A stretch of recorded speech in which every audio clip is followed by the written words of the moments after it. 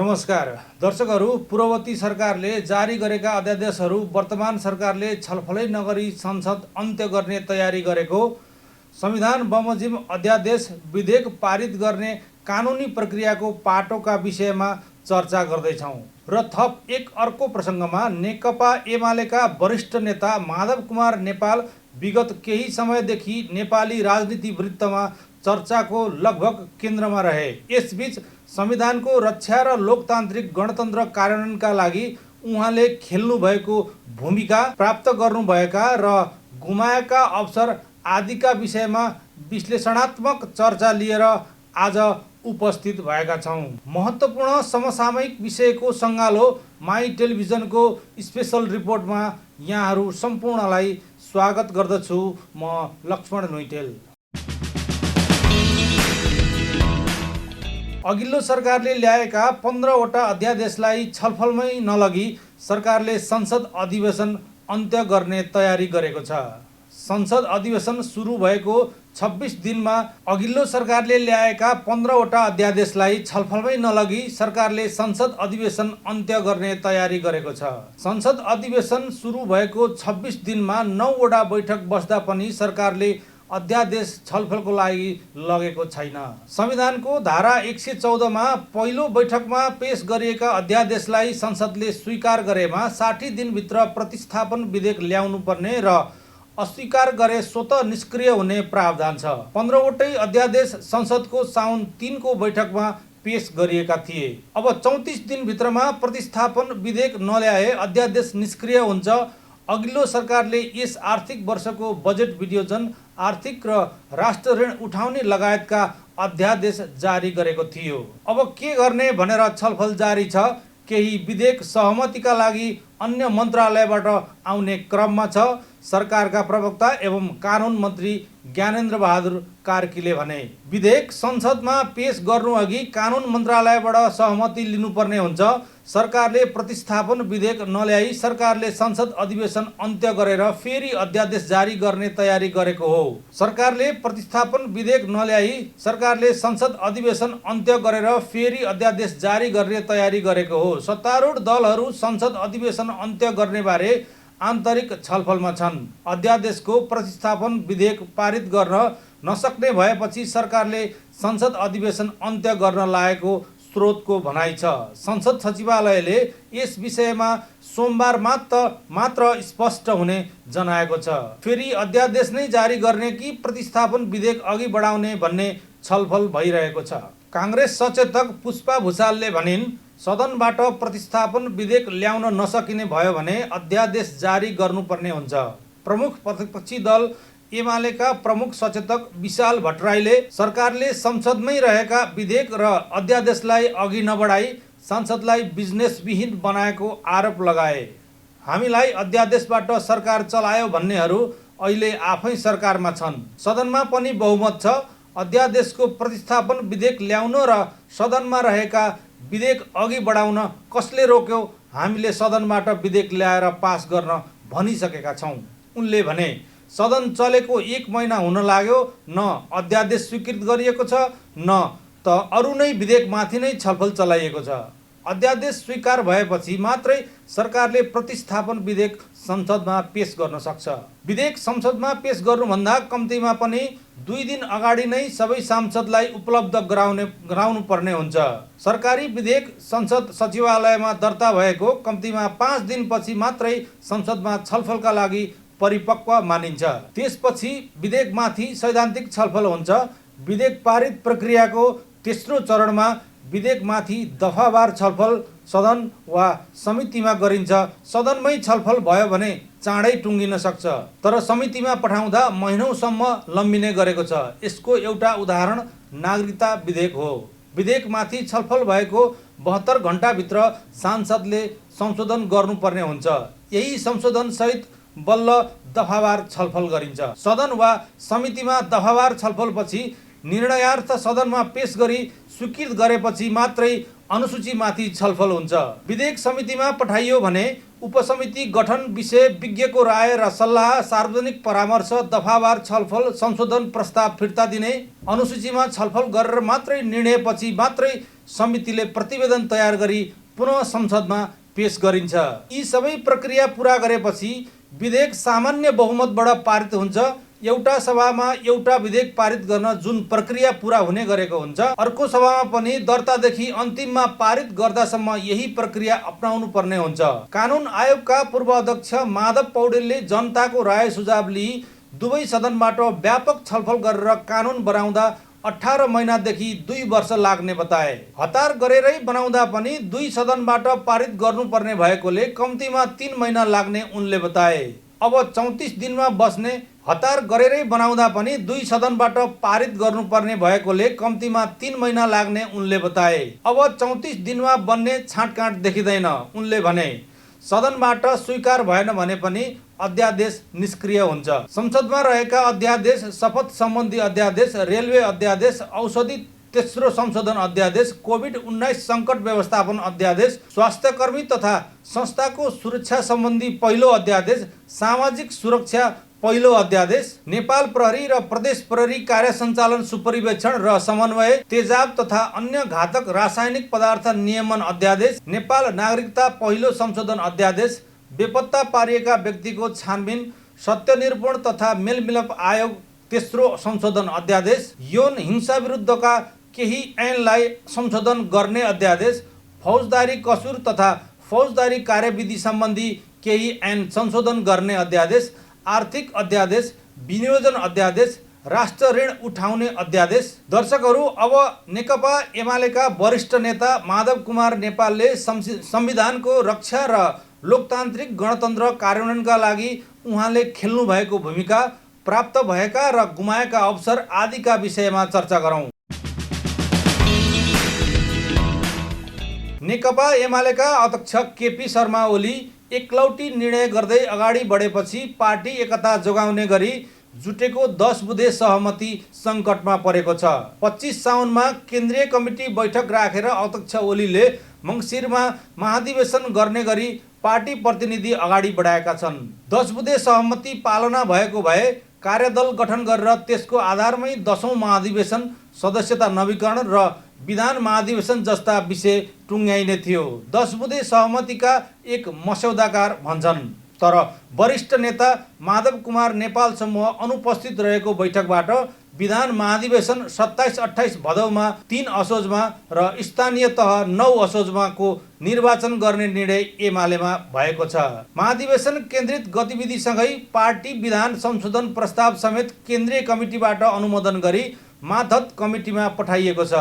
10 बुँदे सहमति इमानदार कार्यान्वयन गर्नुको साटो फेरि एकलौटी निर्णय गर्नतिर अध्यक्ष ओली लागेकाले पार्टी एकता प्रक्रिया प्रभावित बन्न पुगेको माधव पक्षीय नेताहरू बताउँछन्। 10 बुँदे सहमतिमा माधव नेपालले अपनत्व लिएनन्। 10 बुँदे सहमति कार्यान्वयन भए माधव समूह स्वतः पार्टीमा हावी हुने एमाले नेताहरूको दाबी छ। एकता प्रक्रिया क्रिटिकल अवस्थामा गएको आन्दोलन र पार्टी जोगाउन चाहनेहरूका निम्ति थप चिन्ता थपिएको छ। उपमहासचिव घनश्याम भुषाल भन्छन्, उनी एकता जोगाउन अनौपचारिक र औपचारिक संवादमा लगातार लागिरहेका एक नेता हुन्। अध्यक्ष ओलीले जस्तै नेता नेपालले पनि 10 बुँदे सहमतिलाई अपनत्व लिएको देखिन्न। केही दिन यता नेता नेपाल लगातार आफू निकट नेताहरूसँग संवादमा छन्। स्थायी कमिटी, केन्द्रीय सदस्य, सांसद र जनसङ्गठनका नेताहरूसँग कुराकानी भइरहेको छ। उनी निकट स्रोतले भने 22 साउनमा सकिएको आफू निकट केन्द्रीय सदस्यहरूको बैठकले सम्मानजनक एकताको पक्षमा उभिने निर्णय गरे पनि ओली एकलौटी अगाडि बढेको भन्दै नेता नेपालले सक्रियता बढाएका छन्। दोस्रो तहका नेताहरूले भने एकता जोगाउने अभियान छोडेका छैनन्। जो जहाँ पुगे पनि 10 बुँदे सहमतिलाई व्यवहारिक बनाइनुहुन्न। अहिले एकता जोगाइएन भने भोलि ठुलो पश्चाताप हुन्छ, नेता खगराज अधिकारी भन्छन्। 10 बुँदे एकताको आधार बनाउनुको अर्को विकल्प नरहेको उनी बताउँछन्। अध्यक्ष ओली निकट नेताहरूको बुझाइमा माधव नेपाल एकपछि अर्को शर्त राखेर अलमल्याउनतिर लागेकाले एकता प्रक्रिया निष्कर्षमा पुग्न सकेको छैन। 10 बुँदे सहमतिले माधव नेपाललाई सम्मानजनक स्थान मिल्ने मात्रै नभएर जितकै अवस्थामा लैजान्छ। तर उहाँहरू शर्त थप्नतिर लाग्नुभयो, ओली निकट एक नेता भन्छन्। यो तर्कमा माधव समूहकै नेताहरू पनि सहमत छन्। विशेष गरी एकता पक्षधर नेताहरू 10 बुँदे सहमति माधव नेपालको पक्षमा रहेको तर्क गर्छन्। दुई पटक प्रतिनिधि सभा विघटन गर्ने निर्णय विफल भएसँगै ओलीले राजनैतिक र साङ्गठनिक रूपमा ठूलो क्षति बेहोरे पनि माधव नेपाल भने राष्ट्रिय राजनीतिमा जितको अवस्थामा छन्। सर्वोच्च अदालतले दुवै पटक संसद पुनर्स्थापना गरेर संविधान र राजनीति ट्र्याकमा ल्याएको छ।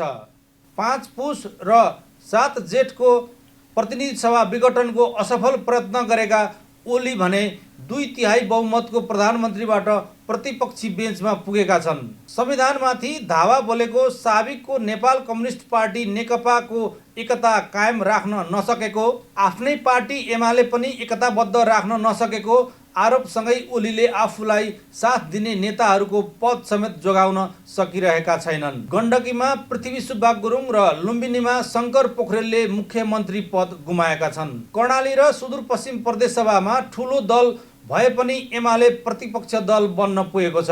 एमाले विवाद नमिलेकाले दुवै प्रदेशमा एमाले नेताहरू माओवादी नेतृत्व सरकार समेतमा छन्। अझ 10 बुँदे कार्यान्वयन हुने हो भने ओलीले गएको 5 पुस यता गरेको पार्टी निर्णय र बनाएका सङ्गठनहरू भत्किनेछन्। जुन संरचनालाई ओलीले डडेलोमा पलाएको पालुवा भनेका छन्, 10 बुँदे सहमति कार्यान्वयन गर्दा एमाले भित्रै ओली सहमतिको राजनीति गर्न बाध्य हुनुपर्ने देखिन्छ।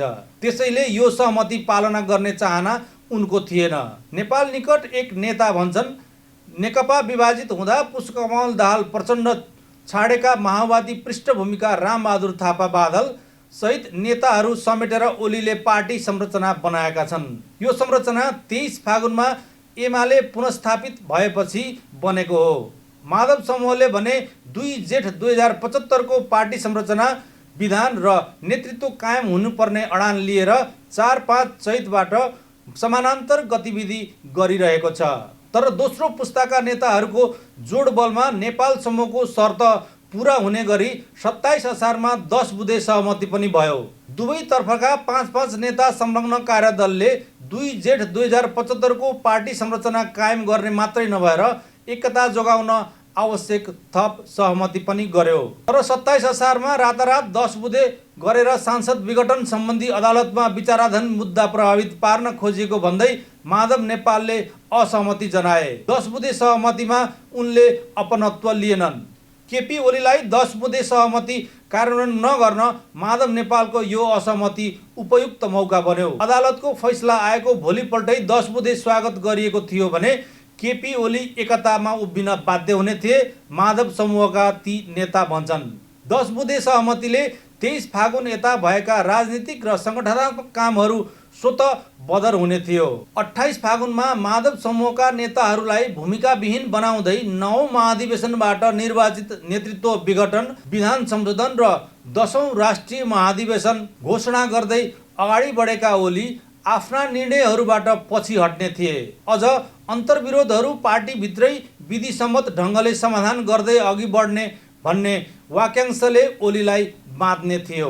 पार्टीका सबै तहका कमिटी, निकाय र जनसङ्गठनहरू 9औं राष्ट्रिय महाधिवेशनबाट पारित राजनीतिक कार्यदिशा र विधानको व्यवस्था अनुसार क्रियाशील हुने सहमतिले माधव नेपाल समूह हस्तक्षेपकै अवस्थामा पुग्ने देखिन्छ। ओलीलाई साथ दिएका माओवादी नेताहरूलाई नेकपा रहँदाकै अब पदमा मनोनित गर्ने सहमतिसँगै माधव समूहलाई समेत थप नेता मनोनित गर्ने अवसर 10 बुँदेले दिएको थियो।